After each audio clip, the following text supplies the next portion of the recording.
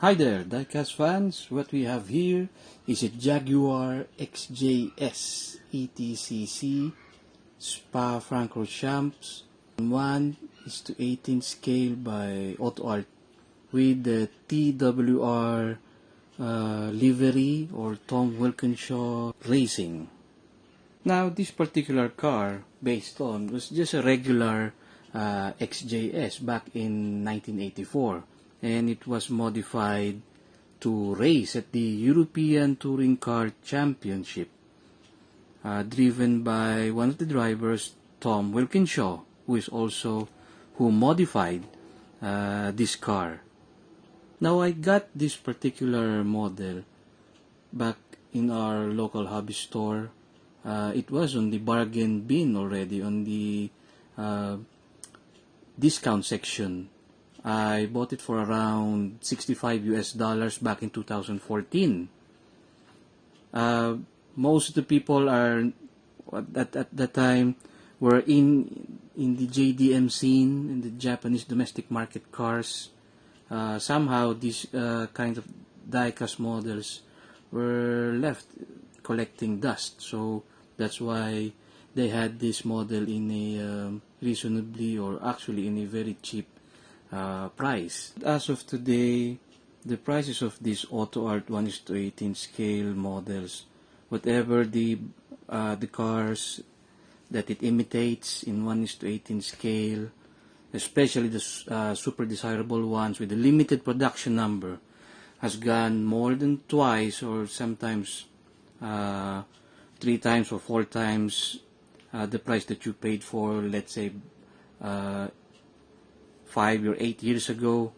The prices were just ridiculously high as of now, because of the demand of this diecast brand.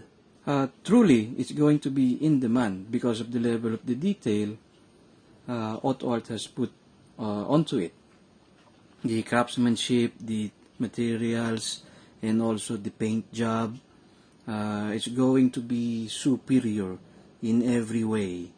Now, why they were expensive back then and now it's ridiculously overpriced? Well, let's take a look first on the entire car. So you could see here, of course, the headlight and the bumper right here, all in great finish right there.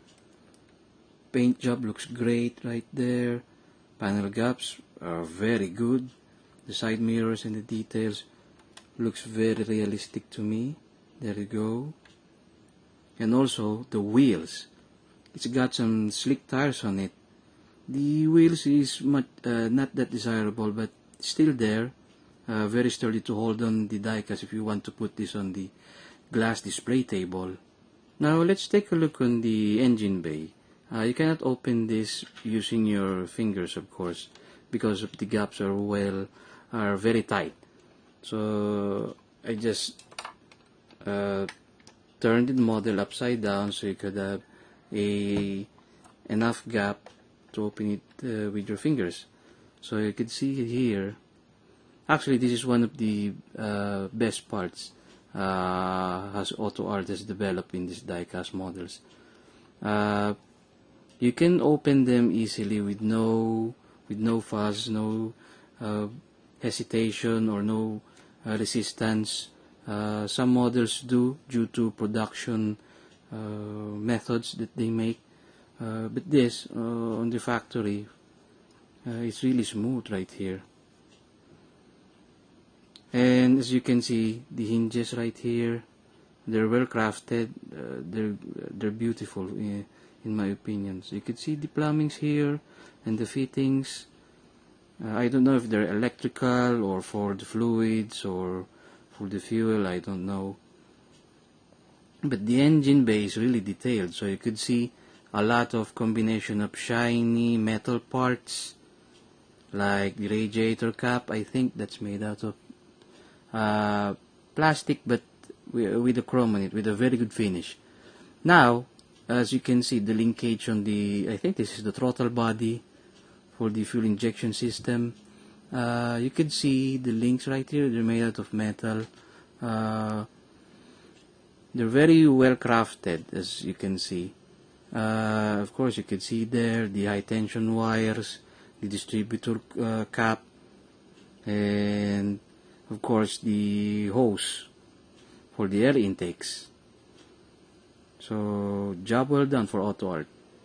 Now, let's take a peek on the inside of the car.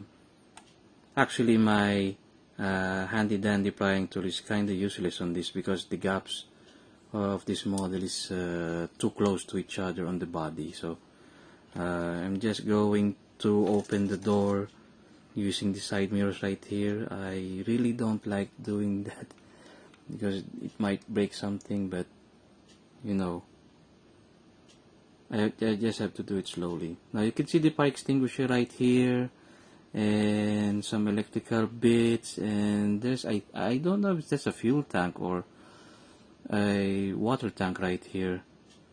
I don't know much about any race cars components, but you're gonna appreciate the inside of this is just full of details right here, full of parts right there. It's just in a black interior, but most components that you're gonna see on the real thing is most likely in there. So you can see the sidings on it, the window latch, the inner window latch right here, and the wind-up window handle right there. Of course, this is a British car, so it's going to be on the right side. The driver's on the right side. So let's open the right door right here. Let's open the door. So you could see the steering wheel. There we go. You can see the steering wheel and the pedals on it, and the buttons and the dials and the shift knob. Now I have to complain a little bit on the seats.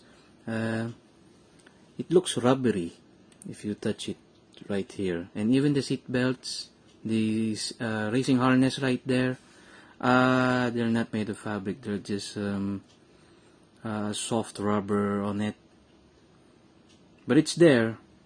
As you can see, the floorings on the car itself and the roll cage is well crafted in there. Of course, the door, it must have a inner door latch and the wind-up window right here, right there.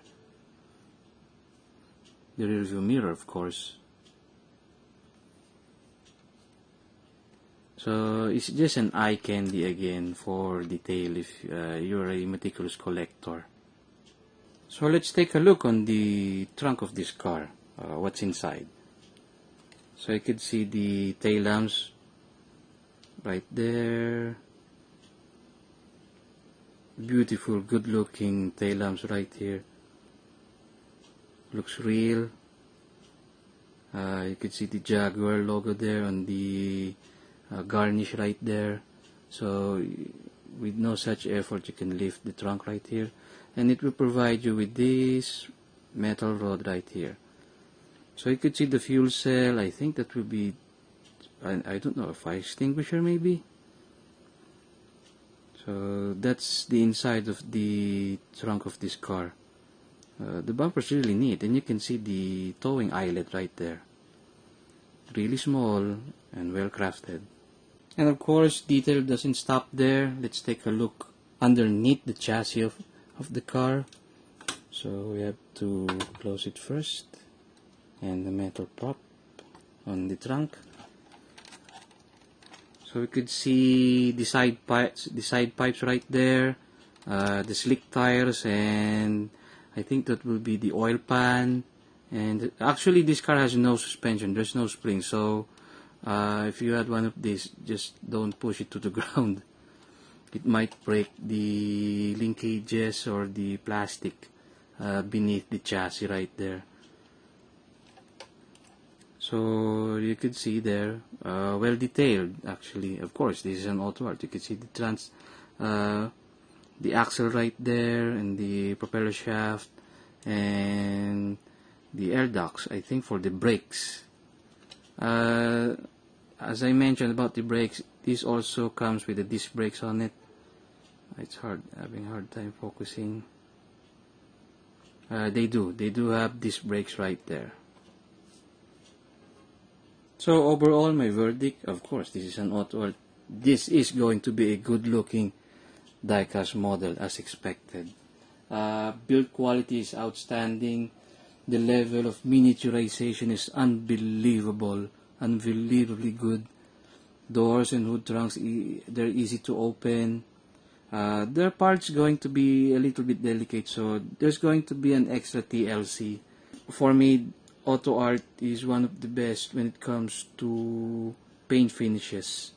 Mine is already 8 years old. There's no signs of paint rashes yet compared to some of my high-end models like Kyosho. There's going to be a dreadful amount of paint rashes. Overall, this is a beautiful, well-crafted diecast on a superior level, as I said before. Build quality in the material is excellent. I highly recommend this for Jaguar collectors or European Touring Car Champion car collectors here, or classic Jaguars, or especially this, a 1984 model. Thank you for watching, guys. Have a nice day.